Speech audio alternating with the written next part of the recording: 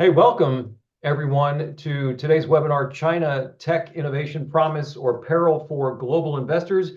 Let's get started, and we'll start these as I typically do with a very sincere thank you to each of you for joining us today. We're going to talk about China and its transformation into a global low-cost technology innovator.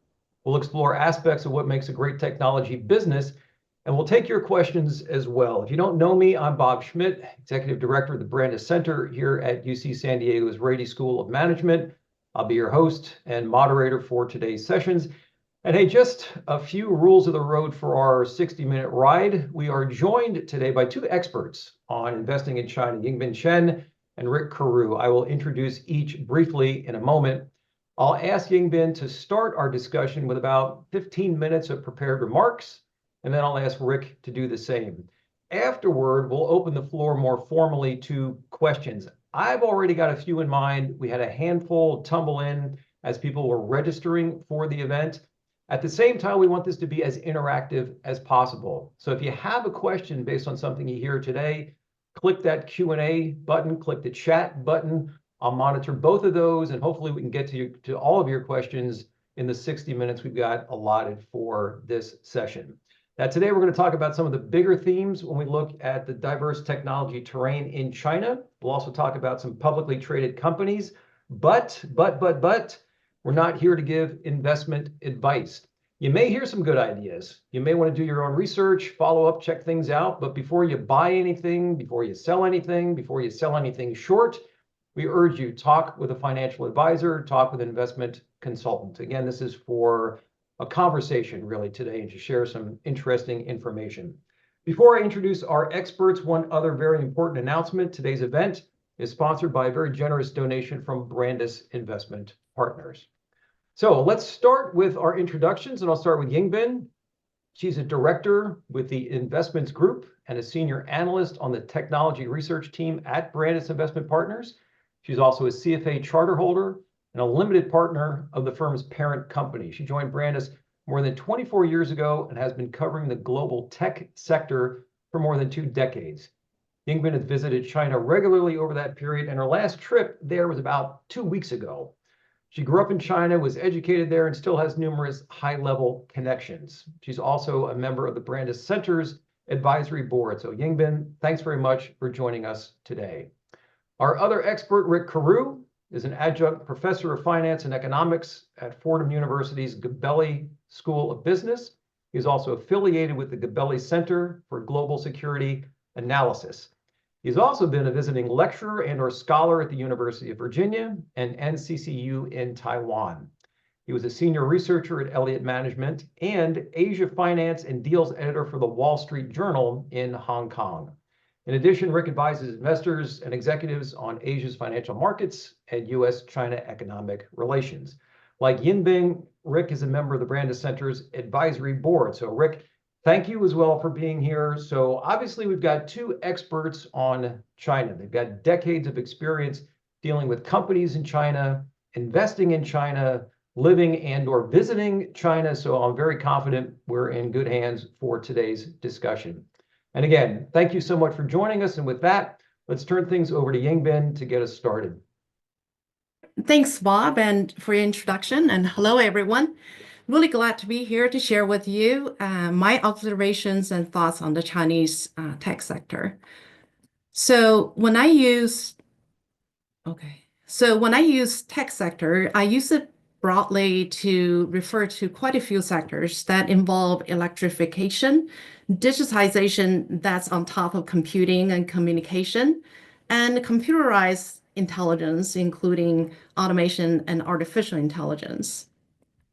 So I would organize my talk in 3 portions. The first part is simply what I consider as foundations of the Chinese innovation economy. And the second part, and then we zoom in on 2 examples, 2 case studies. And then I'll share my thoughts on the key characteristics of the Chinese innovation economy. So first, the first pillar of the innovation economy, I believe that's manufacturing. China is definitely a manufacturing powerhouse. As the chart will show you China now generates about 35% of the global gross manufacturing output, which kind of similar to the next 10 countries combined. What's more important is the composition of that manufacturing. So it has changed tremendously in the last 30 years from low value added manufacturing activities such as textile and toys to a lot more highly value added manufacturing such as solar panels, high-end electronics, as well as EVs. So in the graph, we lost the color chart, but the top red is China, and China right now represent about 29% of global value added manufacturing, and that value added portion is driven by innovation. So here's a sector view in terms of where China leads. Obviously, solar panels, civilian drones, China is very strong. I think it's more than 70% for sure. This data is a little bit old, about 2 years old. So the last one have EV as 22%. I'm fairly sure that right now the share is much higher currently. So the second pillar of this innovation economy, I would attribute to ubiquitous digitization, which is on top of connectivity, broadband connectivity, either wireline or wireless, and software.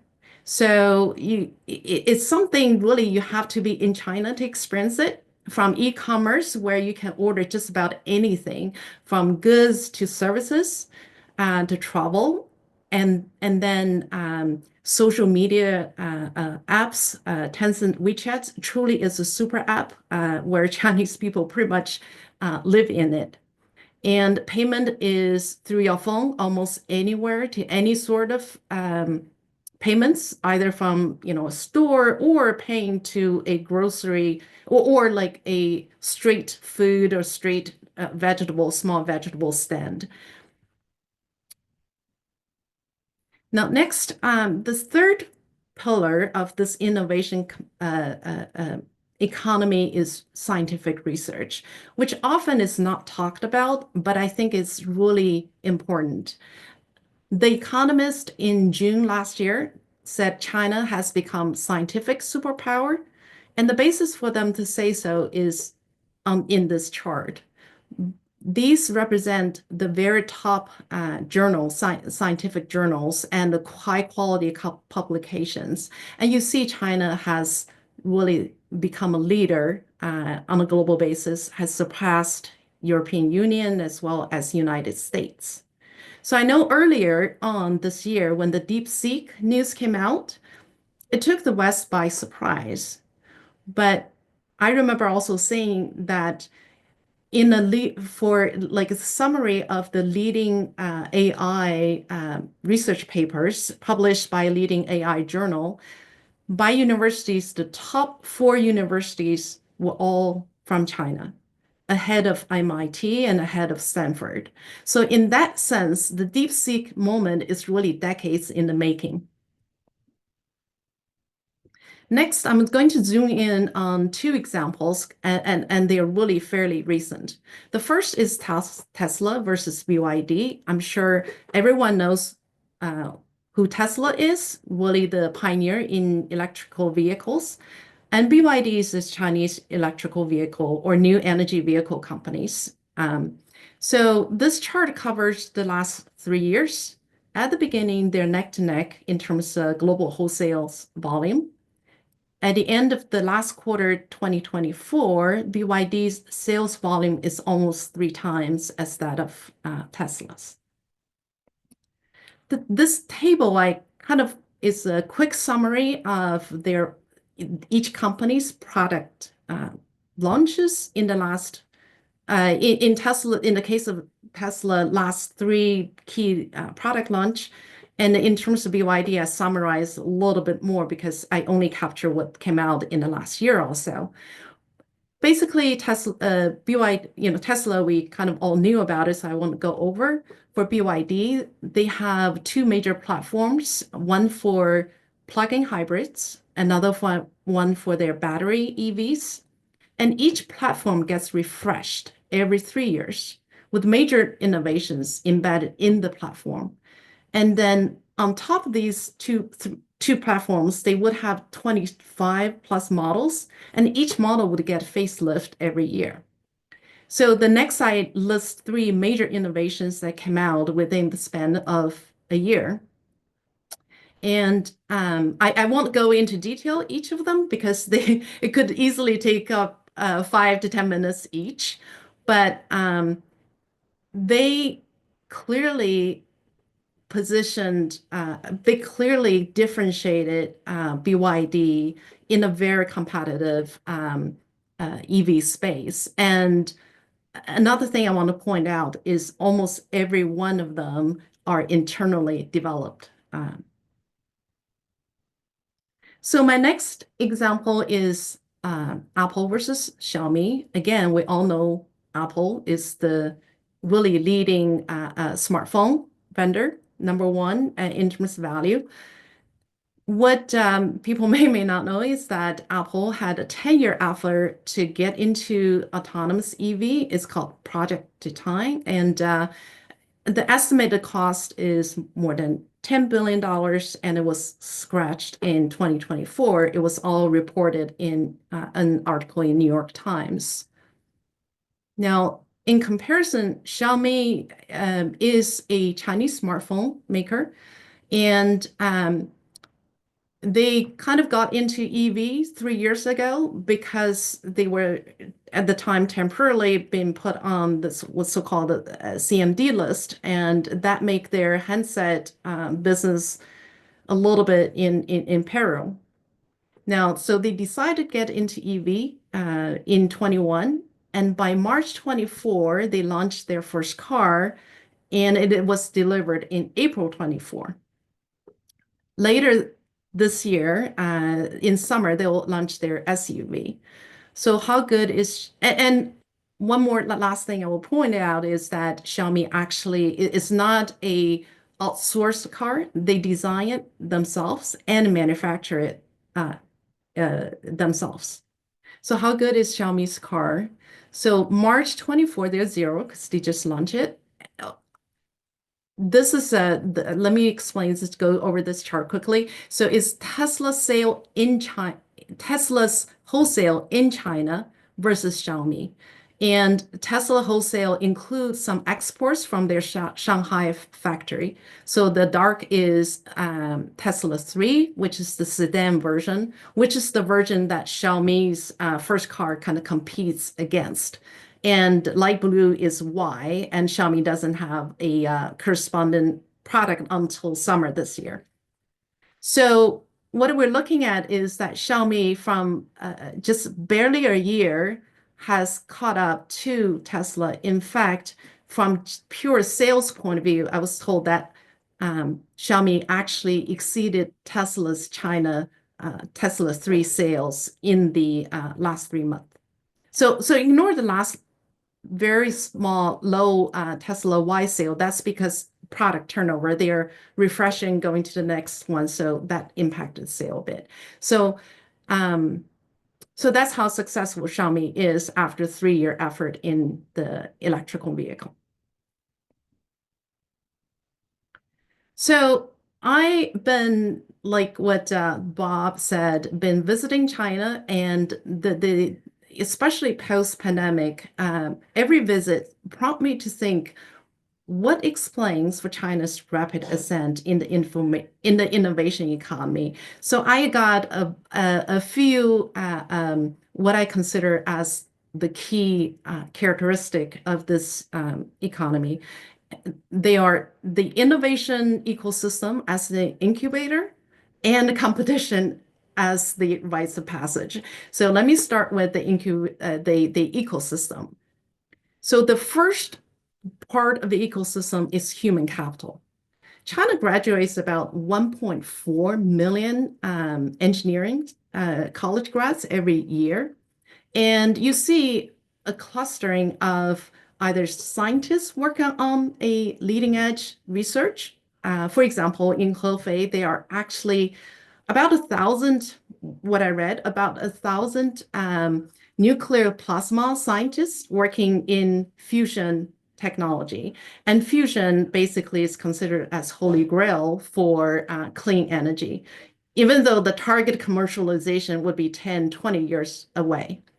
Similarly, in these industries, you see a high cluster of engineers. For example, BYD has 110,000 engineers working. So that is in R&D, research development, as well as in manufacturing. In fact, I would attribute this high density of manufacturing engineers to China's rapid advance in advanced manufacturing because automation level is becoming higher and higher. So next is end-to-end supply chain. We hear about that actually often as much as low-cost labor, end-to-end supply chain is the reason why manufacturing continues to stay in China, even though today's labor cost actually has gone much higher meaningfully in the last 10 years or 20 years.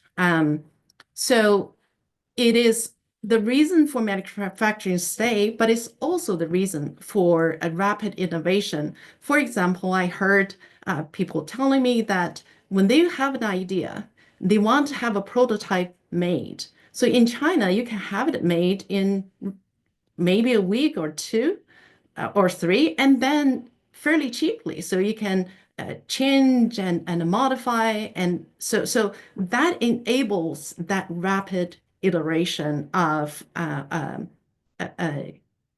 commercializing whatever innovative ideas you have.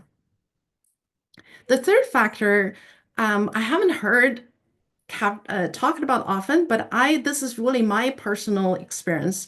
Every time I'm in China, when I listen to people, I feel that I'm told the latest developments. People are always in the know. And sometimes I learned from the Chinese counterpart about a technology advancement in the US that I missed, even though I work in the US. So information and knowledge capturing sharing is just very rapid in China.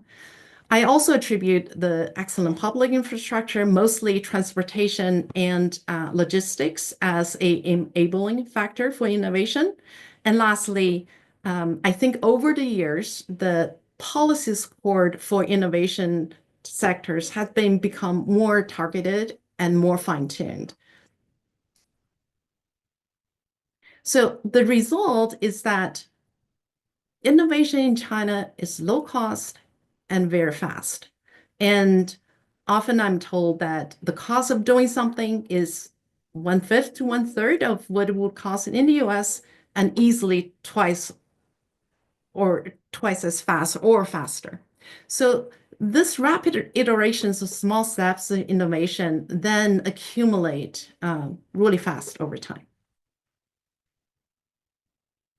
Next, from this incubator, you got easily lots of companies. So the next process is actually even more challenging for companies because not every company survive. So I've heard people calling it the natural selection or Hunger Game. And I think they're both very descriptive because companies in China compete to survive, which lead to hyper competition. And a lot of companies, when they start out, they actually don't have a lot of resources as well. So innovation for these companies are really a necessity, not only to prosper, but initially simply to survive, as they have to overcome lack of resources. And later on, when everyone is racing, in order to differentiate or build a bigger moat, every company is want to or is working really, really hard to create some differentiation or some competitive advantage. Another byproduct of this intense competition is, I think, successful companies usually have a fairly high efficiency, whether it's been R&D or manufacturing. So low cost is a result of having to survive or endure the hyper competition. Lastly, I want to point out that many Chinese companies, especially the survivors, in order to get where they are, they have to overcome so much adversities. So resiliencies when facing adversities is another defining attributes for, those rites of passages for companies. So the result is now we're seeing more and more globally competitive companies from China, and I list just a few names. So with that, I would say that my observation on the innovation economy in China is that it's still going fairly strong. Again, that low cost and rapid cycle time is key to its continued progress. And going forward, this part of the economy will become bigger and bigger part of the total Chinese economy as well. So with that, I'm going to turn to Rick to continue and share his insights. Great. Thank you so much, Yingbin. Really a pleasure to share the stage with you and have a chance to learn from you. I also want to thank Bob Schmidt and the Brandis Center for hosting this event. It's been a real pleasure to be a part of the Brandis Advisory Board and to get to meet so many wonderful colleagues through the organization. I'm going to share my screen. And as I start, as Bob mentioned earlier, I teach investing at Fordham's Gabelli School of Business. But I also want to give a special thank you to Professor Paul Johnson, the Executive Director of the Gabelli Center for Global Security Analysis, who's helped to support the research that I'm going to share with you all today. So the framework that I want to start with is how to think about investing in global technology within a value investing framework. And specifically, I'm going to talk about the two largest publicly traded Chinese tech companies, Tencent and Alibaba. So first of all, a lot of folks will, when they look at these type of companies, especially big tech companies, they think this is not where value investors should look. But I think there's a couple characteristics of these companies that I think make them particularly interesting. One is they're large global businesses, mostly focused in China, but they do have global reach, and they are dominant franchises in their business. So in terms of understanding the businesses, I think there are a lot of tools that you have, and they're ubiquitous within China. So it's not hard to learn about these businesses through global research means. One thing I always look for in value investments is look for companies that have disappointed recently. So Alibaba and Tencent at one point had lost more than 50% of their value, and a lot of investors have been burned on these stocks, and leading to commentators on CNBC and elsewhere to say that China is now uninvestable. I think for smart value investors, that's always a reason to start looking. I also think that a lot of people misunderstand the incentives that are at stake here. It's easy to dismiss a Chinese government crackdown on the tech sector as the government not wanting these companies to be successful in the long term.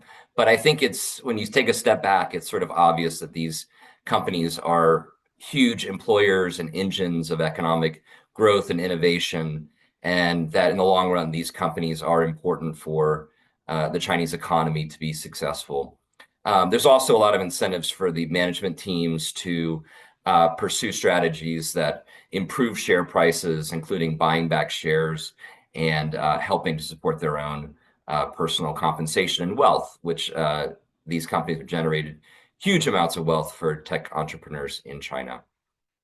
And then, of course, always as a value investor, you want to think about, are problems permanent or temporary? And are these companies still essential to the economy? And I'll argue that they do remain essential to the Chinese economy today. So this is our value investing framework, as we always want to think about short-term versus long-term. Don't just think about the recent share price movement, but think about the company fundamentals for the long term. So voting versus weighing. If you think back, it's not that long ago that these were once companies that were considered by investors to be ready to surpass the US big tech companies. So the current Mag 7 darlings of the US stock market.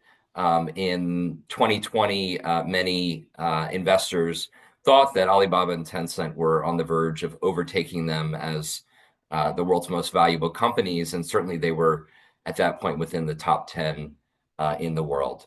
So why were they so highly valued and so prized by investors? Well, clearly the rapid growth in revenue and profits from the fundamentals of the Chinese economy that were in place. High economic growth led to strong revenue growth. The dominant franchises that they had in terms of accessing consumers, whether that was e-commerce or social media. And then, of course, in 2020 and 2021, China, along with the rest of the world, was in lockdown during COVID. And so people were more and more relying on technology companies to provide essential goods and services, entertainment, and connection with other people. So what went wrong? In October 2020, Jack Ma gave a speech where he basically criticized regulators and said that innovation and success could come from the private sector and didn't rely on the government or regulation, and that the government was more stifling innovation than they were supporting it. This was after Alibaba had gone through the process of preparing for the IPO of its Ant Financial business. It had literally already been allocated and priced, and at the last minute, the Chinese government canceled it. His very colorful analogy that he used was, we cannot use the way to manage a railway station to manage an airport. We cannot use yesterday's way to manage the future. And of course, regulators who were attending this speech were very quick to share with President Xi and his advisors their discontent with this criticism coming from the private sector of the government. And a lot of speculation afterwards came that it was an effort to really tamp down the private sector and to put Jack Ma in his place. You can see with this colorful cartoon here that Xi listened to those advisors and did not take kindly to the critique. There's an expression in Chinese that shaji jinghou, killing the chicken to scare the monkey, is a classic phrase of basically punishing one party in order to ensure compliance among an industry. And so Jack Ma became a scapegoat in some ways for the rapid, sometimes unregulated progress of the Chinese tech sector, particularly where it encroached upon the financial industry. So this was a series of events that unfolded in 2020 and 2021. As I mentioned, the Ant Financial, which was part of Alibaba, we're planning to launch the world's largest IPO. It was abruptly canceled and never has not come back yet. Still, in 2021, Tencent donated. I use that euphemistically. $7.7 billion to support wealth redistribution efforts by the government. Chinese regulators also started an antitrust campaign, which is very similar to sometimes some of the issues around Amazon and other US tech companies that the previous administration's FTC was making efforts to rein in some practices, including exclusivity arrangements with merchants at Alibaba. So there was a fine put in place, and then limitations on online game usage for for young people, which are obviously a huge key demographic for Tencent and its really strong gaming franchise. So all these measures together really, captured the essence of the way that the Chinese government was approaching the tech sector and scared off many global investors. As a result, we've had these really strong valuations at one point in time, and you can see that those valuations dropped dramatically. So, nearly 2/3 of the value of Alibaba disappeared in the course of a period from 2020 to 2024 as the crackdown continued and there was not signs of recovery. Obviously, it was also a macro backdrop that contributed to the fall on these share prices. Tencent was slightly less affected, but certainly investors soured on the long-term prospects for Tencent as well. So when we want to assess whether these businesses have staying power and whether they are strong, I always want to encourage investors and value investors to look at comparable business models in other places. Global investing is such a powerful framework because you can also not just see what's happening in one country, but also compare it to the ecosystem in other countries. So looking at the Mag 7 type stocks or the most valuable companies in the US, I like to use the framework that Peter Thiel developed and shared in 0 to 1. Value investors often will use Bruce Greenwald's competition demystified framework, which is another parallel framework that shares many of the same analytical approaches. But for technology, I really like Peter Thiel's framework. So thinking about the 4 key components of competitive advantage, or what he calls monopoly characteristics. One is proprietary technology. So are you 10 times better than competitors? Do you have network effects? Can you generate economies of scale? And do you have a superior brand? And you can see that to a degree, each of these companies has all of the components, but particularly there are some that stand out among them. So NVIDIA, Google, Meta, Microsoft, Amazon, and Apple all have strong competitive advantages that make them monopolies in the technology sector in the US. And it might not surprise you, but companies that have these monopoly characteristics or really strong competitive advantages are the most valuable tech companies in the world. And actually, for the most part, with the exception of Saudi Aramco, are the most valuable companies globally. So I think it's a very powerful tool in order to understand the strength of a business model. So now I want to look at China and consider whether the Chinese tech giants that I just discussed, do they share those competitive advantages? Do they have similar monopoly characteristics? And so I look at them and I make the argument that a lot of their technology, in some cases, is borrowed or built upon some of what they've learned from US Silicon Valley companies. As Yingbin mentioned, Chinese tech companies are very good at learning best practices globally and implementing those in sometimes novel and interesting ways. I think you could argue in some ways that they do have proprietary technology, but I'm not going to make that argument here just for the sake of not being too controversial. Network effects, Tencent with its communication platform, WeChat. Alibaba has a tremendous network effect with Alipay. Economies of scale. Alibaba is the largest e-commerce business in China. Tencent games have tremendous distribution power globally and within China. And of course, these are the 2 strongest technology brands.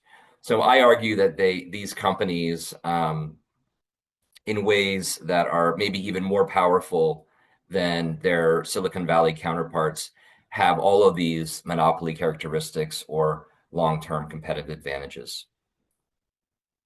And I always want to look at the numbers when we think about these. So if you look at the data and compare Alibaba to Amazon in a similar way that Yingbin compared the tech companies that she focused on in China, Xiaomi and BYD, to their US counterparts, I would argue that looking at this data, you can see that Alibaba, despite the negative headlines about Chinese economic growth and other economic characteristics, has continued even through the slowdown in the Chinese economy to have strong revenue growth, 8.3 estimate for this year versus 11% growth in revenue for Amazon.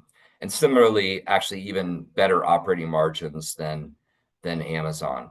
So those are two characteristics that I look at that give me a sense that actually Alibaba's business is comparable to Amazon in a lot of ways in terms of their fundamental strength in the data.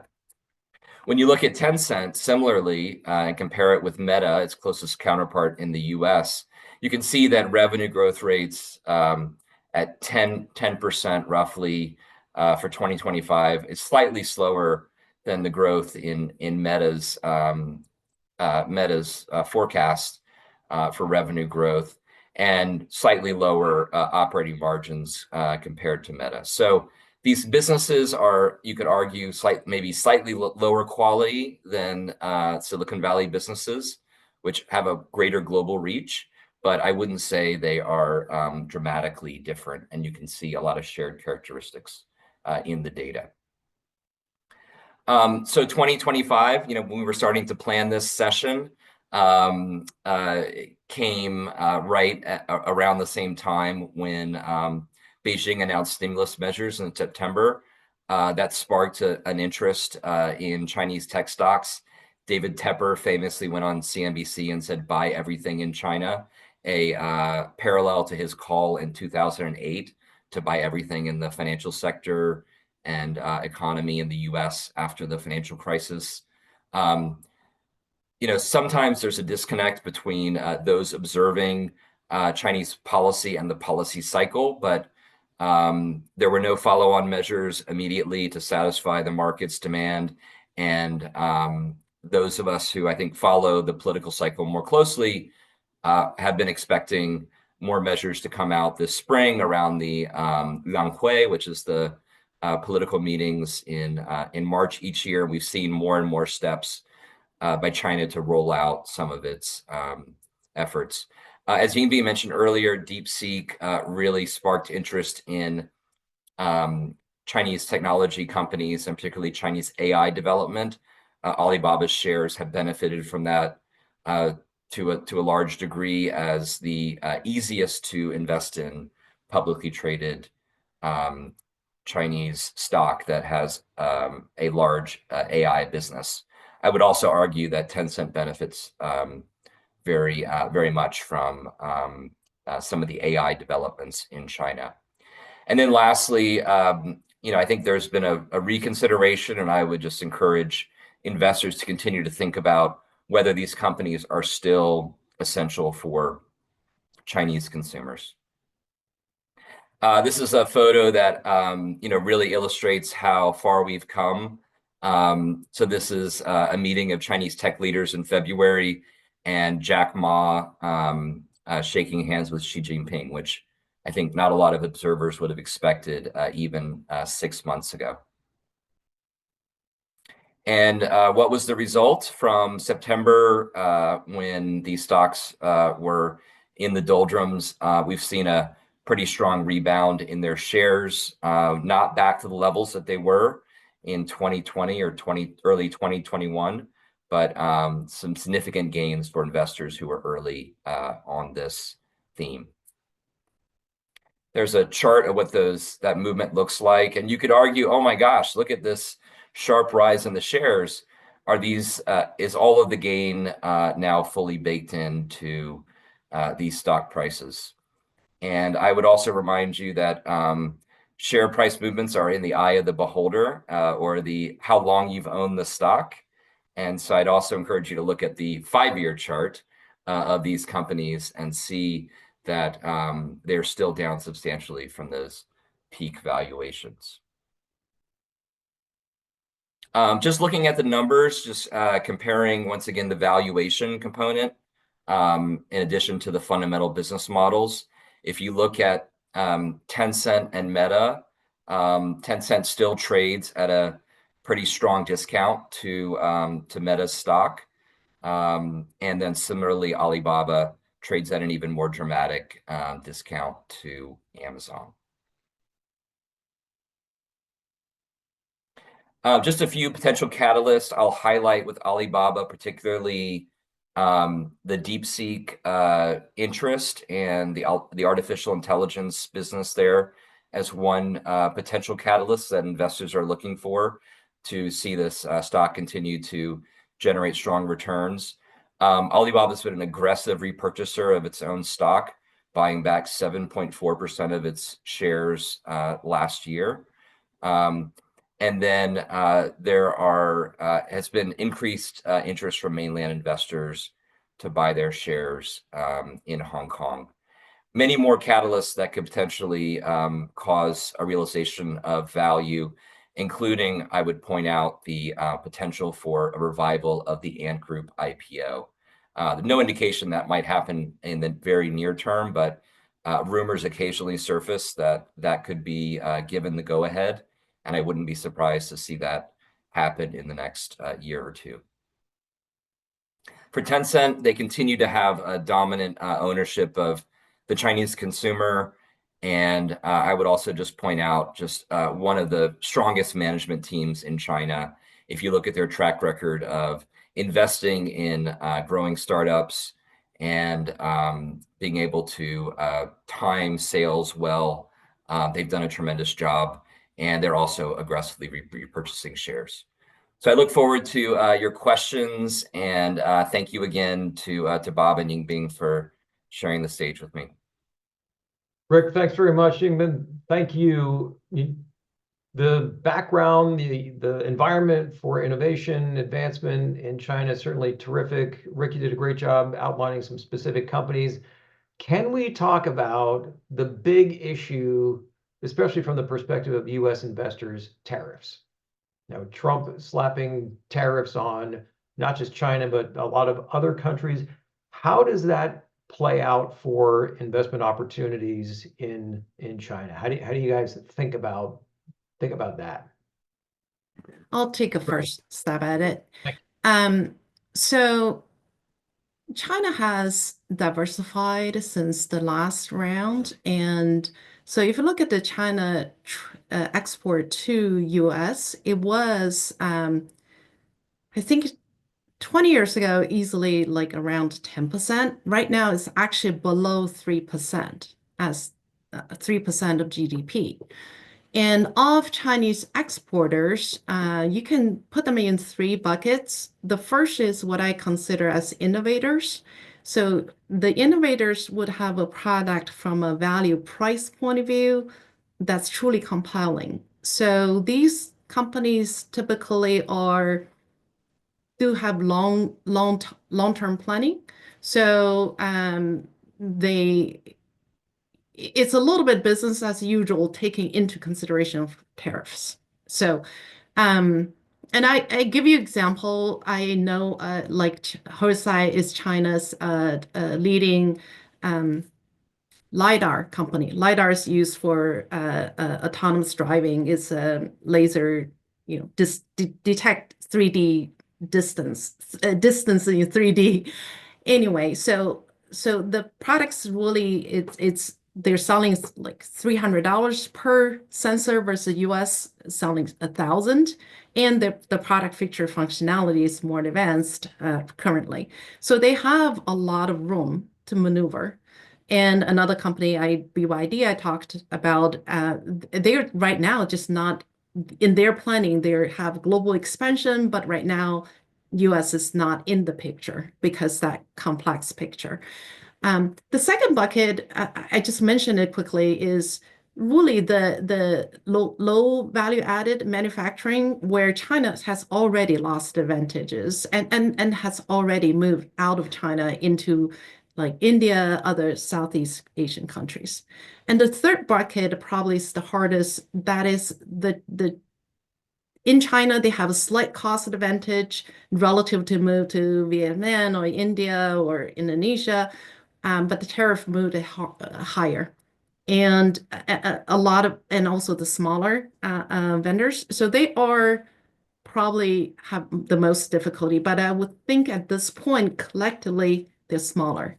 So that's kind of just thinking Chinese companies' point of view. And obviously, US tariff probably have even higher impact on US companies at this point. Yeah, and I might just add to Yingbin's comments that if you look at the companies that we're discussing today, with the exception perhaps of BYD, which has got a lot of strong business in Europe, but does not have any exports to the U.S. Auto buyer. All of our companies that I think have been discussing are all primarily domestically focused. So Alibaba and Tencent are both really domestic businesses that actually benefit from the government support for the domestic economy and domestic consumer at a time when some of the SME businesses that might be exporters first might be suffering. So I would actually say some of the leading companies that investors focus on are actually more likely to benefit than some of the companies that are traditional exporters that might be hurt by tariffs to the US.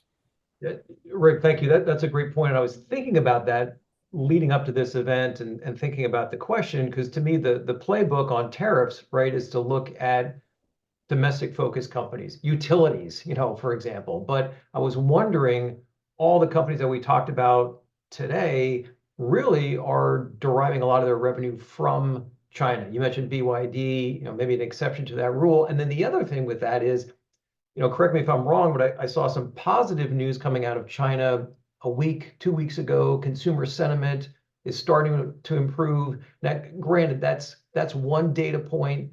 We'd still like to see more, but do you get the sense that maybe some of the stimulus measures are taking hold and the economy maybe is kind of turning a corner? Any thoughts on that? Now I'm asking you to forecast the economy in China too. Yeah. I would say that's hard to say and hard to say at this moment. The companies I visited, they are all what I called in that innovation sector. And by and large, they're all growing and at different rate. And some of them, the growth picture does involve exporting and either directly from China or through expansion in overseas location. That is actually building factories in Europe, in Latin America, so on and so forth. The whole economy is, I didn't do a detailed investigation, but I think it's still in that initial stage of recovery. But one thing I would point out that domestic saving rate in China is actually very high.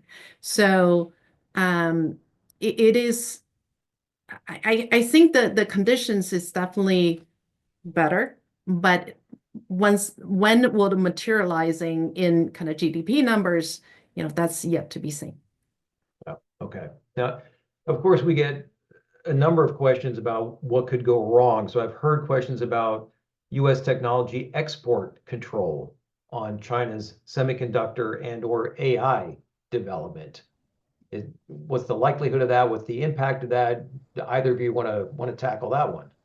I can take that one. And obviously, I won't tell you, I don't know. I cannot give you an exact forecast, but definitely the question is very, very relevant. The part that China really is weak on is semiconductor.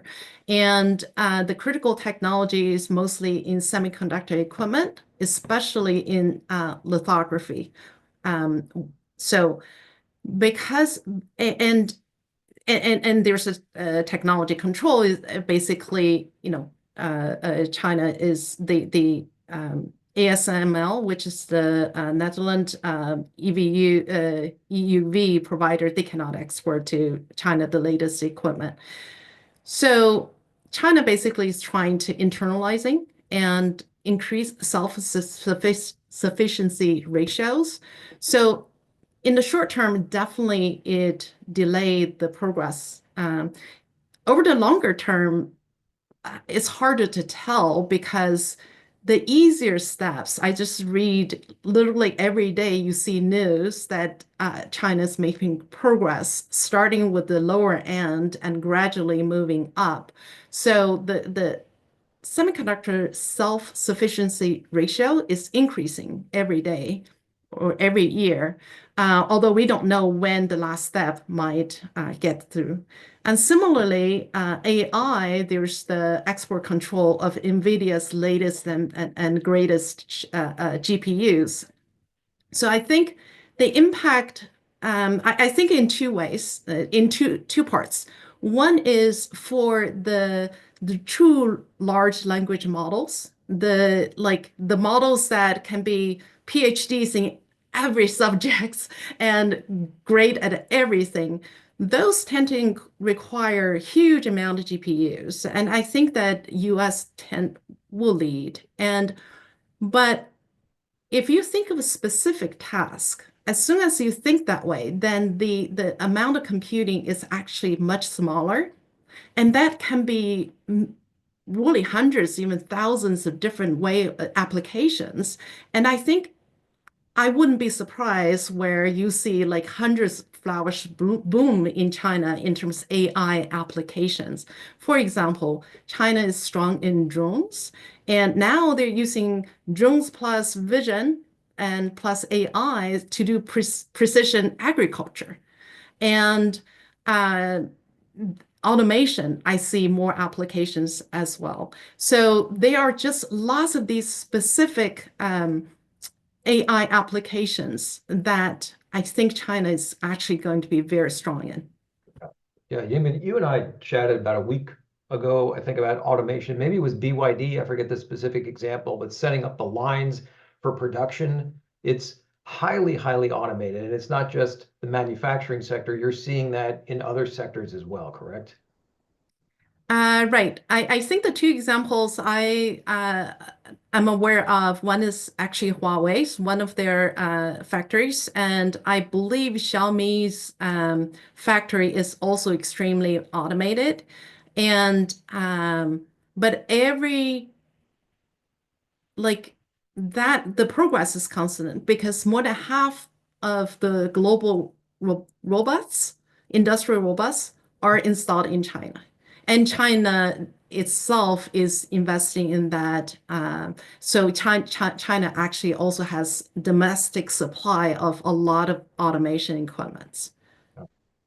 Yeah, I was surprised with the scientific research and how China has surged in terms of its cutting edge research, and it's not too much of a step then from the research to the practical application. So want to switch gears a little bit. Had a question about concentration in among technology companies in China, and is it comparable to what we see in the United States with the Mag 7? Is that an issue? Is it not an issue? If it is an issue, how are you thinking about that? Either of you want to tackle that one? Sure, I can start on that one, Bob. It's a terrific question. One of the things that I think is very interesting and different is between the U.S. and the Chinese capital markets is that in the U.S. you really have a single market and it's attracted the globe. But because of capital controls in China, there are distinct markets that onshore and offshore. So some of the companies like Alibaba is listed in both New York and in Hong Kong. It's not traded on the mainland, and Tencent just trades in Hong Kong. And so there is the largest index where you find investors looking at these companies is the Hang Seng Index in Hong Kong, and Alibaba is the largest component of that, and Tencent is the third largest component of that. So you do have a lot of investors who do focus on those two companies, but unlike the U.S., where the Mag 7 really dominate both the Nasdaq Composite and the S&P 500, there are also a lot of other large financial companies in that index. So HSBC is the second largest component. It's at this point in the U.S. The large banks are much farther down in terms of the valuation spectrum or component spectrum in the S&P 500. So I would argue that there's less of a concentration on the tech names because of those capital controls and the less ability for capital to flow from mainland to Hong Kong. Although I would say because of the Hong Kong Stock Connect, which does allow mainland investors to access Hong Kong traded shares, that there is actually new demand coming into the stocks of the big tech companies in Hong Kong as investors sort of see the strong performance there. And Alibaba was only recently added to the Stock Connect program, whereas Tencent has been the largest Stock Connect share or company that's been bought by mainland investors for quite some time. So, I would say there's less concentration, but there's certainly two of the highest quality companies in China and a big focus for investors in the market. Thanks, Rick. Hey, got a question that came in through the Q&A. Thanks very much, Alex. Despite attractive relative value to U.S. peers, what about absolute valuation on Tencent and Alibaba? What's the margin of safety to target prices? Is implied growth already priced in, especially given the uncertainties that you mentioned? So, and I know you had a couple charts in there. It looks like Alibaba certainly stumbled quite a bit for years, has rebounded sharply, but any thoughts on where it is now relative to an estimate of intrinsic value? Yeah, no, I think every investor's got to do their own calculations on what they think and adjustments they want to make towards their intrinsic value of those businesses. But I would argue that we are at a cyclical low point, as we were discussing earlier about where the Chinese economy could be and the potential for future stimulus. I think that there's a large potential that with some of those tailwinds, we could see even greater than the future forecasted valuation or future forecasted growth of those companies. There's also a process going on where you could argue it's similar to what we saw with some of the US tech companies, particularly Meta, where they called it a year of efficiency, and some of the cost cuts to improve their intrinsic value without relying on external stimulus or just a relative valuation. So selling down non-core assets, really focusing their investments on key areas like AI and cloud businesses. And so I think we're seeing the companies become leaner and more focused. And I always look at, when I'm thinking about margin of safety or intrinsic value, what are the insiders doing? What are the companies doing themselves? And they've been very active repurchasers, which gives you an indication of where they see the valuation on an absolute basis. So I hope that helps to answer that question. Yeah, thanks very much, Rick. We're coming up on top of the hour, but I want to go a little over because I still have a couple of questions that I want to get to. And Rick, you kind of touched on this with, if I heard you correctly, kind of maybe a cyclical point where you could still get in on some of these businesses. And I want to maybe juxtapose that with what I've heard is a decline in population in China. So how are you thinking about shifting demographics, maybe a longer term issue with more of this cyclical thing? So any thoughts on declining population in China and its impact? Yingbin, do you want to take that one? Sure. So that's the population, the birth, if I recall my numbers correctly, declined almost by 50% from maybe 10 years ago, or roughly, from closer to 20 million to now 9. So it is, and Chinese population itself is declining. So it has multiple, obviously, societal implications. But as far as for companies, I think depending on relative positioning, what the company does, the impact's different. First, on the innovation side, I don't think it'll impact things for quite a long time. China going to continue to graduate that 1.4 million of engineers, and in fact, more resource and focus is put on education right now. So, in manufacturing, as I said, it's going to be more and more automated. Therefore, it's unlikely to be impacted significantly. But it does impact certain sectors if you are exposed to baby or kids related consumer products. Obviously, that's you're facing a little bit declining kind of demand. I think the overall economic growth probably still um, be the determining factor, and that will be driven by productivity growth. And I think that's kind of the reason of the policymakers kind of focus on technology and innovation, because that uh, leads to productivity. But for individual companies, then you have to look at their where they stand in the marketplace. Yeah, and I might just add on to that just very briefly that these companies that we're focused on are growing much faster than GDP growth at this point. And so when you think about these are companies that are just like their US counterparts, are becoming more and more important in the economy. So they're not as dependent as, say, the construction industry would be for the fundamental GDP growth to drive that. They're actually becoming a bigger share of wallet among the consumers. And due to the high savings rate in China historically, and I think with this push by government to encourage consumption, I think expectations are that they will continue to grow much faster than GDP and be less reliant on population growth to fuel their overall demand. Great.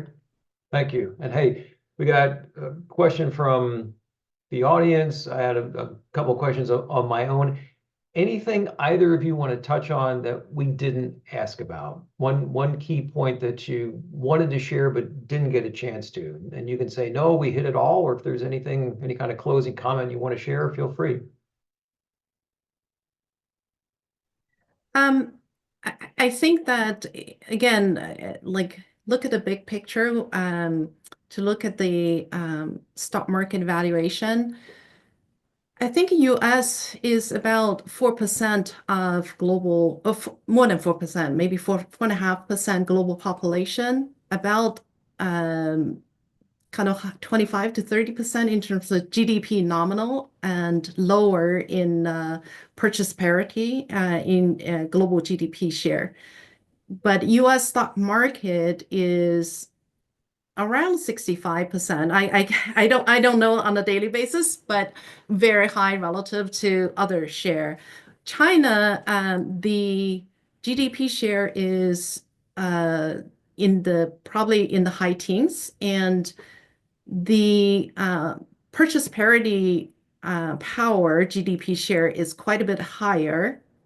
But if you look at the Chinese stock market share, it's much, much lower. Although I haven't got, I try to, but because of the dual listing, it's harder to get very accurate numbers.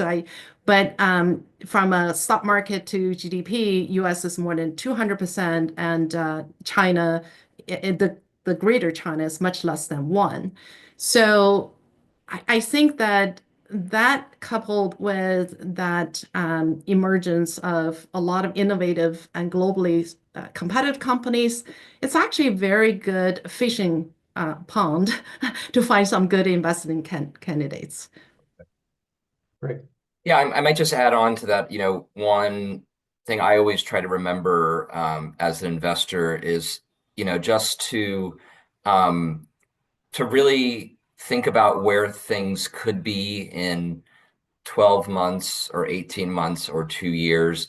And also, being able to imagine a world that could be somewhat different, or investors could have a different perspective on it. So as I mentioned, the sort of emergence of DeepSeek, none of us, I think Yingbin might have had a better sense than most on the importance of that company early on. But I would say for a lot of us, we knew that China was focused on artificial intelligence, but just having the assumption that China would never be able to catch up or compete with the US, I think is a faulty assumption. And I think we just have to be open-minded to thinking that the world in the future can be different than it is today. And that's one of the essential things to successful investing. And when you add up a number of things that could go right, that's when you find something that's a really attractive investment opportunity. You don't always have to get exactly the right reason, but you have to know that there are enough ingredients for a company to be revalued, for perspectives to change in the market. And I'll just say that I always find investors, policymakers, a lot of the US public tend to be very bipolar when it comes to evaluating China. It's either China's taking over the world, or China is a copycat economy that could never innovate or never compete with the US. And like all things, the truth lies somewhere in between.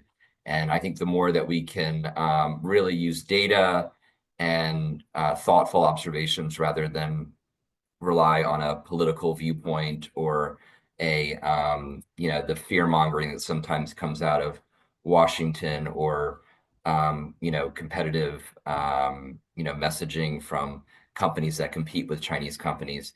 Being level-headed, using data and sound analysis, I think is always a better way to approach investing than to let emotions and sort of hyperbole lead the way in the way you think about investing.